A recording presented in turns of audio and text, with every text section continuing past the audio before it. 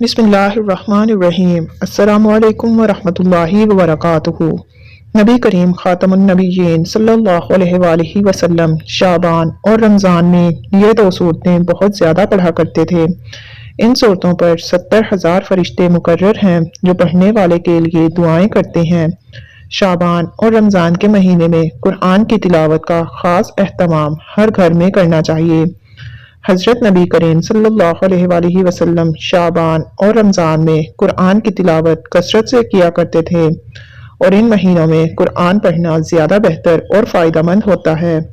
कुरान मजीद अल्लाह की आखिरी किताब है जो इंसानियत के लिए हिदायत का कामिल ज़रिया है।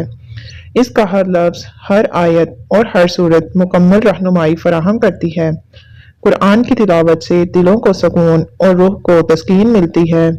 हज़रत अब्दुल्लाह बिन मसूद रज़ियल्लाहु ताला अन्हु से मरवी है, जो शख्स कुरान पढ़ता है और उस पर ईमान रखता है, अल्लाह ताला उसे जन्नत में बुलंद दर्जात अता फरमाएगा। हज़रत अबू हुरैरा रज़ियल्लाहु ताला अन्हु ने नबी करीम सल्लल्लाहु अलैहि वसल्लम से नकल किया, अल्लाह की किताब की तिलावत करना दुनिया की तमाम चीज़ों से बेहतर है और कुरान पढ़ने वाले के लिए अल्लाह ताला जन्नत में बुलंद दर्जे अता फरमाएगा। हज़रत आयशा रज़ियल्लाहु ताला अन्हा से रिवायत है, जो शख्स कुरान पढ़ता है अल्लाह उसके दिल में नूर पैदा करता है और क़यामत के दिन उसके लिए एक ख़ास नूर होगा।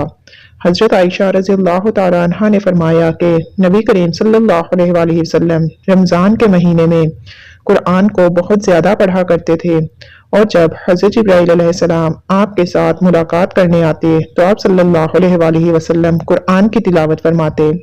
हज़रत अब्दुल्लाह बिन अब्बास रज़ियल्लाहु ताला अन्हु ने फरमाया कि रसूलुल्लाह सल्लल्लाहु अलैहि वसल्लम शाबान और रमज़ान में कुरान की तिलावत का ख़ुसूसी एहतमाम करते थे और आपके तिलावत का अंदाज ऐसा था कि हम सबको उसकी बरकत का महसूस होता था।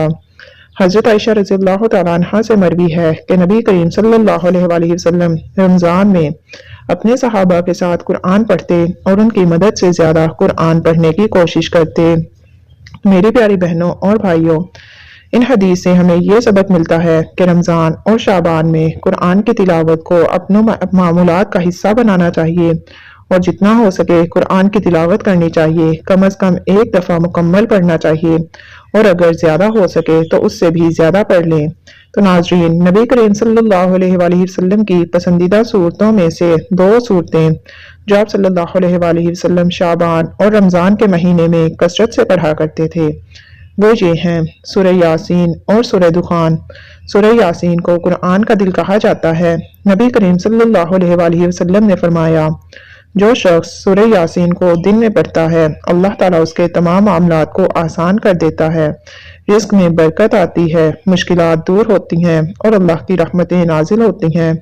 और शाबान और रमज़ान में सूरत को पढ़ने की बहुत ज़्यादा फजीलतें बयान हुई हैं।